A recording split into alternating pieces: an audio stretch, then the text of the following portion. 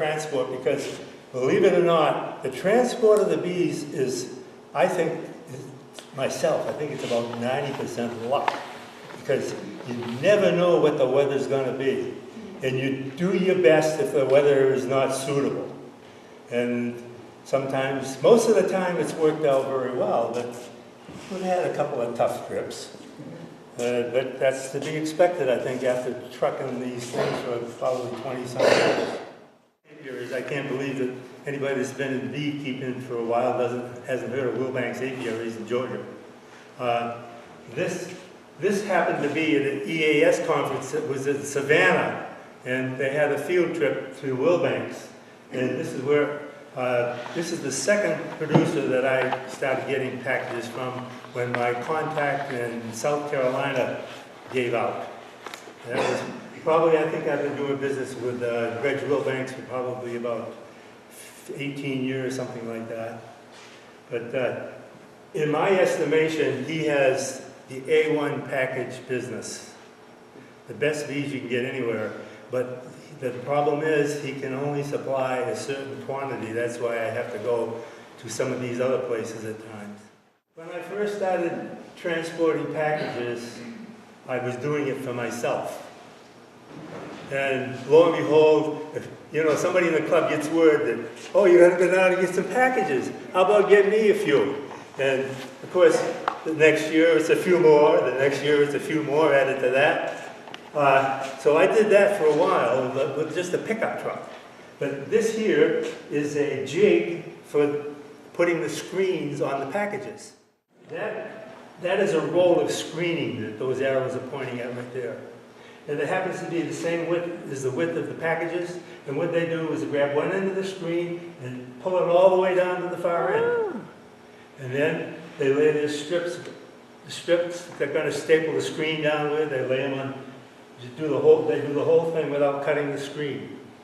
And then when they get the top, one side done, all stapled, they cut the screen here. And they're all fastened together. And they just flip the whole thing over and do the same thing for the other side. And then they take a box cutter and go right down between each one and slices the screen for each one. So it's kind of a speedy operation. Obvious, this hive is sitting here on this stand, needs some bees taken from it. Most of the hives that you see in the shaking fields are single boxes. They make the rounds to these fields about every brood cycle, probably maybe every 18, 20 days, something like that. And of course they have close to 100 yards scattered all over the place. So once they finish, they have a couple of crews go out every day and shake bees from different yards. This again is the same yard, and you can see all these boxes, these cages are being set out next to all the hives, so when they get down through, they just pick up the box and shake the bees. I just wanted you to see how the layout, and there's probably 20, 25 or 30 hives in a row, and usually there might be up to 10 rows in a yard. Yeah. It's on the shade too. Are these hives dedicated to packages, or do they then rotated into honey production at some point? No, packages, period. Yep. If actually what they do, a lot of times they might double some of these up, and they could possibly be turned into honey, but that's not their primary motive. You know, if they get some honey out of these later on in the season, then fine. But that's not the plan anyway. You know. Here's another shot. There's the screen vehicle I was telling you about up there at the end of the road. And when they get all these packaged up, they put them in that. The main reason they have a screen vehicle like that is because their operation is near this town. And when they go through town, the straggler bees that are on the packages are liable to fly around, and the town frowns on that. So they made a screen vehicle to keep the stragglers in. Here again is a healthy hive that's ready to be shaken. And okay, they're setting up now. They have a crew of probably 4 or 5 guys that go down through the rows, and walking down through the rows, this is what he's doing. The first thing they do is they pull the frame and look for the queen. If they don't find the queen, they set the frame on end, on the outside, and go to the next frame. And they do this, and they stack the frames edgewise, sitting on the ground. And once they come to the queen, if he comes to the queen and he'll pull a couple of frames, he'll hold the queen in his hand. He'll close it in his hand and pull 2 or 3 more frames. And they always leave 1 or 2 frames in the hive and put the queen back on those 1 or 2 frames that are in the hive. And they leave the other one standing on the end. Over here there's a frame sitting on edge, on the end bar. They set them on the end bar, just on the ground. And so, these aren't the guys that do the shaking. These are guys that just pull the frames, find the queen, and go on to the next hive. You can see the frames are pretty well filled with bees. They're pretty healthy hives. And here again, you can see that frame right there sitting on the ground. Another picture of the guys looking for queens. Over here, right there, that fellow has the funnel, and it's sitting in one of the cages. And that funnel is wide enough so that the ears of the frame will reach the side of the funnel, and they just tap it like that on the funnel, and the bees down inside. If you think of it, these hives are, they go through these just a little more than a brood cycle. And what are the bees in most of these hives if they're taking out bees all the time at the brood cycle? Mostly all young bees. Mm-hmm. Not so many field bees. So so they're feeding syrup or something? What do they do? They do, yep. They have syrup feeders in there, yep. They do. And some of these, you can see that there's these packages down here have been shaken into. As soon as they shake the bees into the package, you know, usually they talk about 3-pound packages. They don't weigh the packages. They have weighed packages before, and they know where the 3-pound line is. It turns out that, I don't know if I have a close-up of a package. Well, here it shows there's a crossbar that the can sits on. You know, there's a bar that the can fits on, slide down in there. Well, if they fill that package at the crossbar that the can sits on, that's the 3 pounds. And most of the time they'll go a little bit over because they'd always rather have a few more than not enough. As soon as they fill the packages, they cart them back into this truck that has a compressor in it.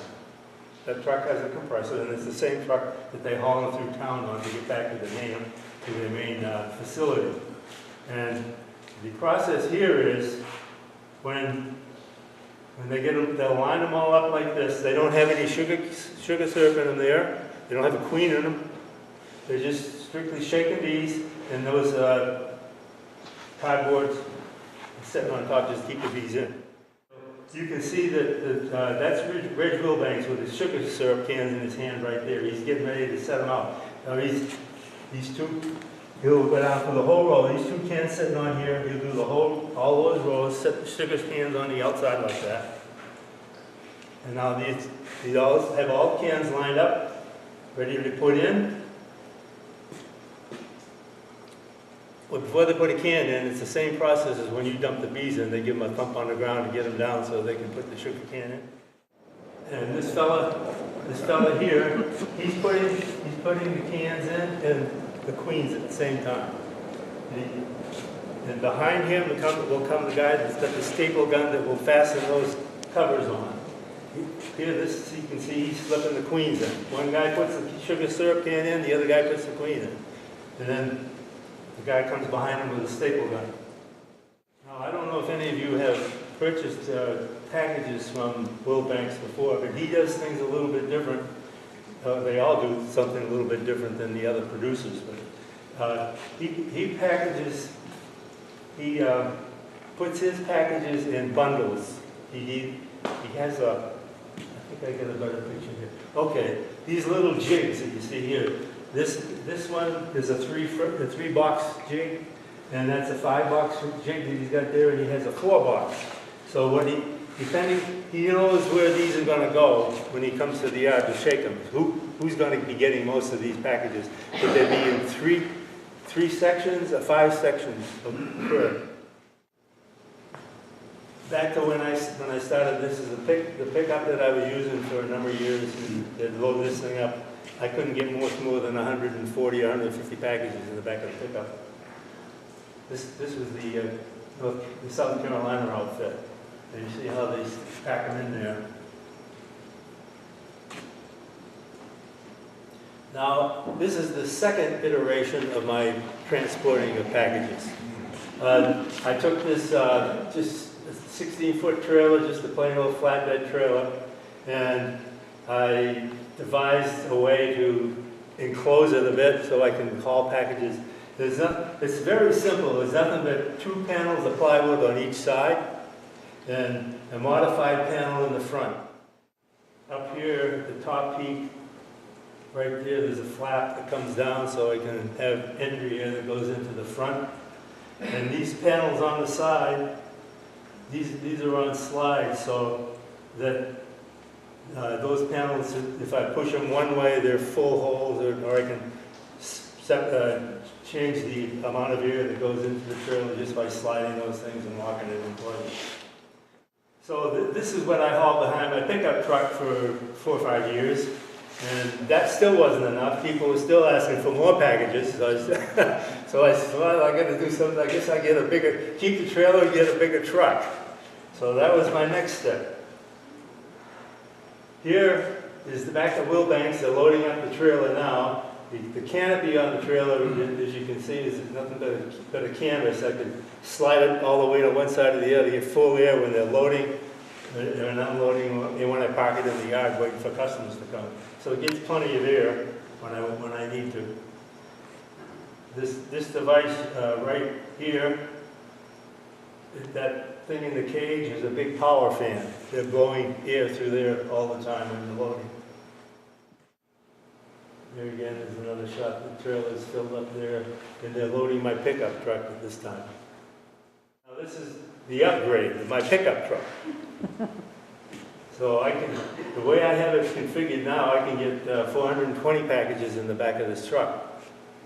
So 420 plus the 400 and some that are in the trailer, it comes out. Here they're loading up the truck. There's 60, I think it's 60 packages in one layer, 6 high, 10 across, and 7 deep in the back of the truck. This opening here, I have in front of the headboard, there's another board that I can slide up in increments to close off that air gap if it's too cold. And most of the time during travel, it's about halfway up, because there's plenty of air that gets through there. And it's a universal truck. It's not just for hauling bees. At the time I said I was pollinating pallets to the orchards and whatnot. And I said, I got to have somewhere to move pallets. So what I did is I had a crane put on the back of the truck, which has a 40-foot extension on it, so I could haul my flatbed trailer loaded with pallets plus the truck, and I could pick them off with the crane. Just set them off. They're finishing up loading the truck. Now, this is more of the story. Now, packaged bees, at first you might say, well, how come there's delays and this and that and whatnot? There's more to packaged bees than just the package of bees, right? What do you do with a package of bees that doesn't have a queen? They're in the queen production business just as much as they are in the package production business. This here is a yard of queen producing colonies. This is the queen cell producers is what these colonies are. And you figure that it doesn't take too many frames of too many colonies to put cells in all these colonies. They, I don't know if you can see it or not, but these are doubles. However, between each one, there's a queen excluder. They're queen white cell producing colonies is what they are. The queens are all down at the bottom, and they raise brood. They pull the brood from the bottom, leave the queen down, pull the brood and pollen and whatnot, and syrup in the top box, and they put their cell bars in there. And they can make anywhere from 40 to 60 cells in each one of these. And you think about it. I don't know how many are there, but you know, I bet there's close to 100, right? And if they can produce, if they put in cell bars that have 40 to 60 cells on it, there's quite a number of bees. And what's the cycle here? First of all, if they're grafting, they're putting grafts in the cell in 3 days, 4 days. In other words, just past 1 day larvae. 3 days egg, 1 day larvae. That's 4 days. It takes 16 days for the queens to develop. So knock off 4 days to start with. You're down to 12 days. You got to pull the cells 2 days before they emerge, or you lose everything. So that's 2 less days. So we're down to 12 days.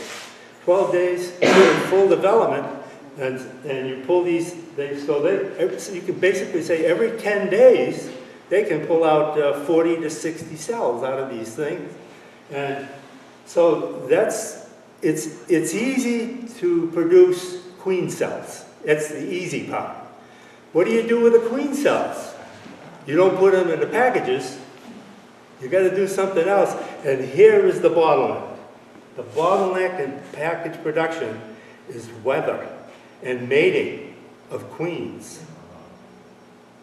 So if you have a week of crummy weather, you have all these queen cells that you have to get into mating nukes, and the queens have to get out and mated.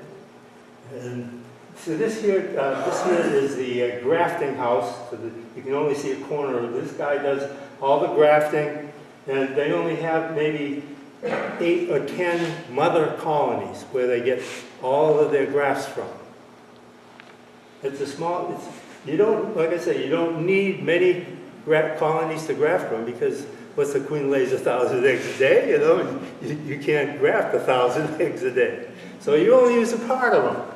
So, and all these colonies have been selected for different things, you know, high quality production and gentleness and all the other nice things that they like to choose from. He's the guy that does all the grafting and loading up those cell-producing colonies. And if you think about it, the cell-producing colonies, all those colonies don't get cells put in all of them every day. They do it in clusters. They might do 10 or 20 in a day, and the next day they do 10 or 20 more colonies, and they do that throughout the 12-day period before they have to start taking them out again. So it gets to the point where they're putting some in every day and taking some out every day. And then they rush them to the mating yards. These are some of the cell bars that they can put in their colonies. They can put a couple of these in. Typically, what you would do is you put one of these in, and at some time, and as soon as they draw them out and it's capped over, then the bees have done the work. All they have to do is keep them warm now. So, and these won't develop for another 6 days. They get about another 6 days before they have to take them out. So as soon as they're all capped over like that, they can stick another bar in and put those bees back to work again, feeding larvae. These are see those little tan things at the bottom of the yellow holders here? Those are plastic cups. Plastic cups. And they graft into those plastic cups a larvae, a 1-day-old larvae. Okay. And then all of you wouldn't see all that wax hanging down there when they finish grafting. It's just the cups. They put the cups that have the young larvae into the hive, and the bees draw the wax out around as they're feeding the larvae. So it looks like a swarm cell. It could be a swarm cell if you put it in a crowded hive. That's probably what they do. Yes. Can you explain what grafting is? Oh, yeah, sure. Grafting is a process of taking something and putting it in another place. In this case, it's a young larvae out of a comb, out of the comb, and placing it in the plastic cup. And the bees think that's a cell that's been started. They're pretty smart, but they're not smart enough to know that the man makes the cups and puts the larvae in there. They think the queen put the egg there and it hatched out. Yeah, these go into those colonies I was telling you about, the cell raisers. Yeah. If you take a cell like this and put it in a colony, when it's vertical like that, and it has a larvae in it, the bees think they're supposed to raise a queen from that. That's why they do it. It's not because there's no queen in that colony. Those colonies all have queens in them. But they said, well, the queen laid a larvae into this cell, and we're supposed to draw it out and make a queen. Anyways, if they get a couple of things like this out of those colonies every 10, 12 days, that's a lot of queens. Now they have, like I said, you have to do something with them. They're not going to be good queens unless they get mated. So we got to put those into mating nukes. This is the mating nuke yard. This little thing right down here, this is the mating nuke. You'll see the inside of this in a minute. This guy right here, what you see here, that's a double mating nuke.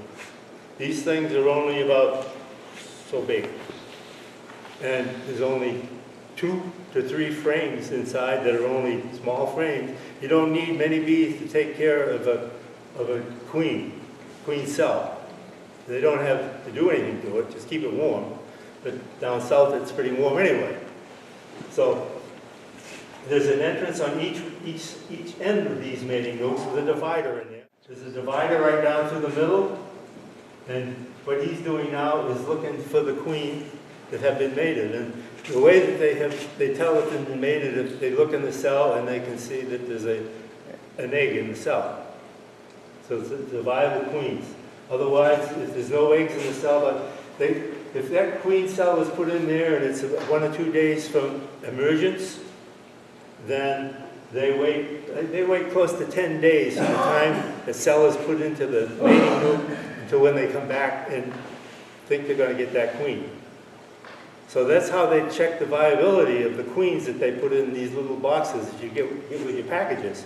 They look and see if there's been eggs laid in those cells, in those little tiny frames.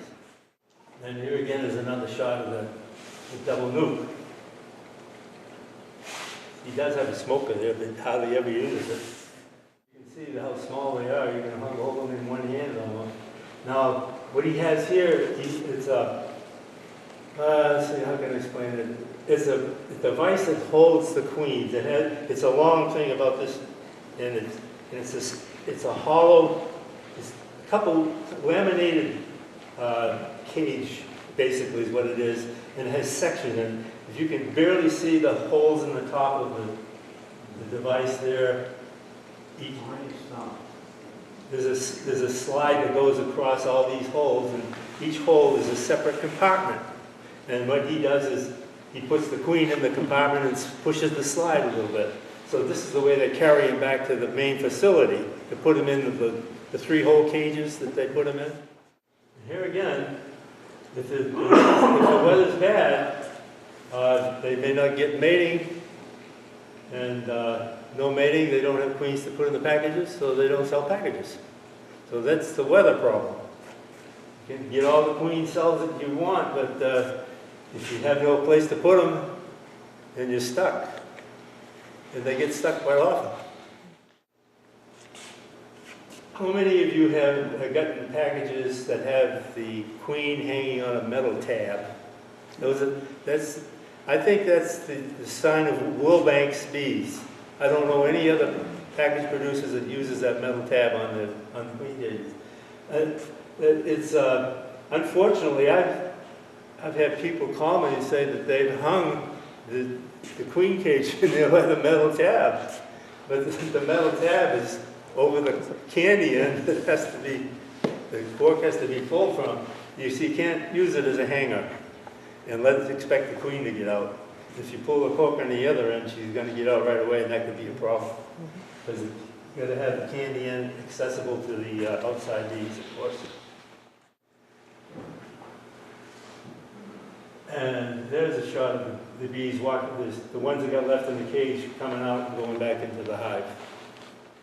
There is a thing that happens with packages that people don't realize what's going on a lot of times. You know, when they shake these bees, I told you they look for the queen first, right, before they're going to shake any bees into a package. Okay, the guy finds the queen.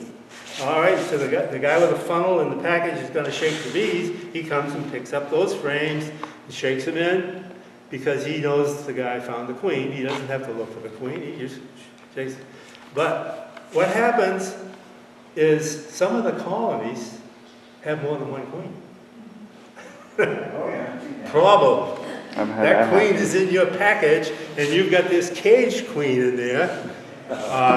And guess which queen they prefer? The one that they had before, or the one there's one in this little cage. You know, one of the cages is not a mother to the rest of those bees. And what happens is the bees will let the queen out. Eventually, they'll eat like all the rest of them, but there's already a queen in there. So the queen gets out, and the bees kill the queen. And the person that bought the package comes to you and says, the bees killed my queen.